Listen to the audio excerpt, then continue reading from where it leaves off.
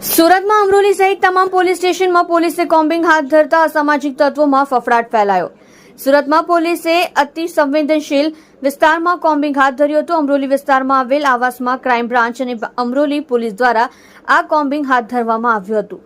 મોડી રાત સુધી આ કોમ્બિંગ હાથ ધરવામાં આવતા સ્થાનિકોને રાહતનો શ્વાસ લીધો હતો. આ વિસ્તારમાં સામાન્ય દિવસોમાં પણ ક્રાઇમની ઘટના બનતી હોય છે. કાયદો અને વ્યવસ્થા જાળવવા પોલીસનું કોમ્બિંગ હાથ ધરાયું હતું. સુરત શહેર પોલીસ દ્વારા કોમ્બિંગ.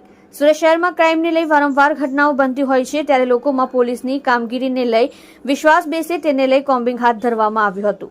અતિ સંવેદનશીલ વિસ્તારમાં આ કોમ્બિંગ હાથ ધરવામાં આવ્યું હતું. અસામાજિક તત્વોના ઘરો પણ પોલીસે ચેક કર્યા હતા. અગાઉ પણ ડિંડોલી પોલીસ દ્વારા વિસ્તારમાં કોમ્બિંગ હાથ ધરવામાં આવ્યું હતું, જેમાં ગુજસી ટોકના આરોપીઓના ઘરે પણ ચેકિંગ હાથ ધરવામાં આવ્યું હતું. સુરતમાં પોલીસે યોજે છે કોમ્બિંગ નાઇટ.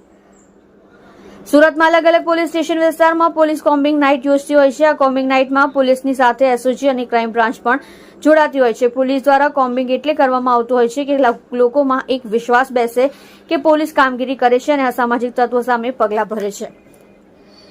તેને લઈ કોમ્બિંગ કરવામાં આવતું હોય છે. ઘણા કિસ્સાઓમાં એવું પણ બને છે કે કોમ્બિંગ દરમિયાન પોલીસને અસામાજિક તત્વોના ઘરેથી હથિયારો પણ મળતા હોય છે, તો તેવા લોકો સામે ગુનો પણ નોંધવામાં આવતો હોય છે. સ્થાનિકોમાં પોલીસને લઈ વિશ્વાસ બેઠો.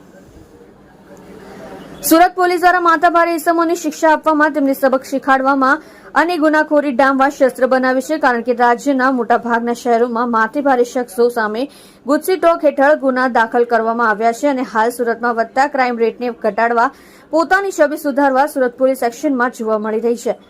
વિસ્તારમાં કોમ્બિંગની કામગીરી કરાતા અસામાજિક તત્વો વિસ્તાર છોડીને અન્ય વિસ્તારમાં ગયા.